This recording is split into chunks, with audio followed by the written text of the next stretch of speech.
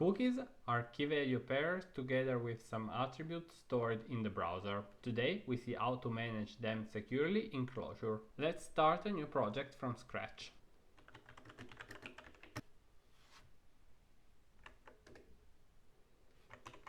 To start, we need at least ring core and ring jetty.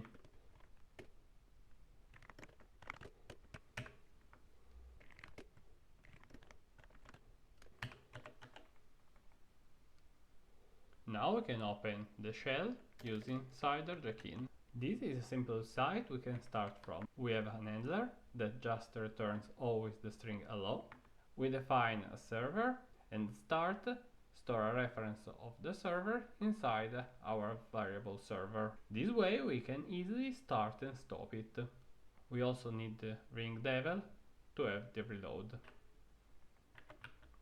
Now I have to reload the REPL. As expected, we get the string hello and we can see that there are currently no cookies. To set a cookie, we can use the setCookie function. When composing multiple functions in Clojure, it's common to use the threading macro. We start from the string hello, we pass it to response, and we pass the result to setCookie. We set a cookie background to the color black. As we can see, it didn't work. setCookie changes the response map, but then we need someone that converts that map to the actual HTTP header. For this, we need the wrap cookies. We stop the server and we restart it. When I reload the page, I can see that the background black cookie has appeared. Also in the network tab, we can see the setCookie background equals to black. Setting cookie is simple, but one has to be aware on how cookies work on the browser. For example, some JavaScript could easily read what we have just written. Using document.cookies can read the background equals to black. If one needs to use the cookie from JavaScript, this is an interesting feature.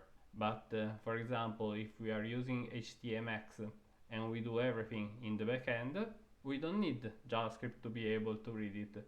And this is just a way to expose more data to a possible attacker. To prevent it, as a last parameter, we can pass some option. For example, the HTTP only one. Now if I reload the page and I try to read the cookie, we can see that this is an empty string. But the cookie has been stored. The only difference is that now HTTP only is true.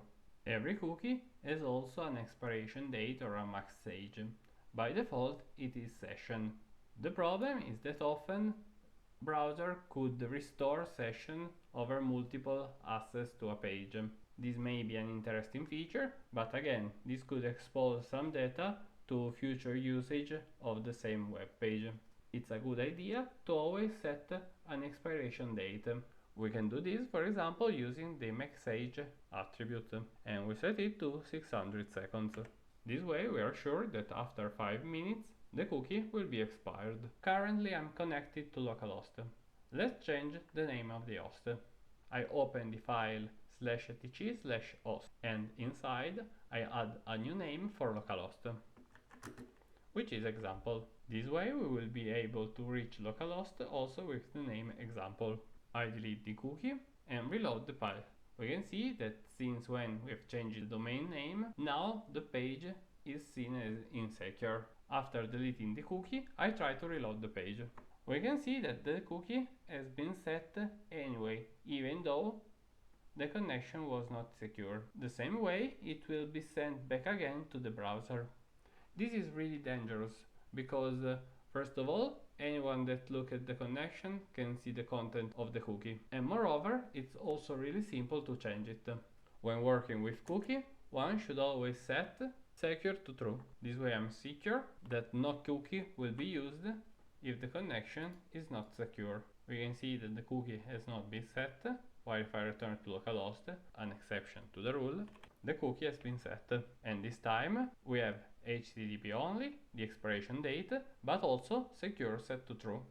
The last property we have to pay attention to is same-site. Nowadays browsers have strong default values and usually they don't send cookie through cross-site requests. But setting same-site to strict we are guaranteed that this is true. We can see that now same site is also set to strict. And those are all the main attributes every web developer should know about cookies and should be aware on how they work. Nevertheless, one has also to be aware that the user can change cookies, and so one should not store data that has to be managed server side. For example, assume that we have a role that can be 0 or 1 depending if the user is a normal user or an admin. And after the first time a user visits our website, we want to set it as a normal user. We read if there is a cookie named role. If there is not, it's an anonymous user. Otherwise, we print its role. Finally, we set the role to 0. This way, the first time the user is anonymous, while from the second on it will be normal. We can verify that it works in the browser. The problem is that the user can easily change the value from 0 to 1, and as soon as he reloads the page, he will be an admin. The solution to this problem is to start to use a session.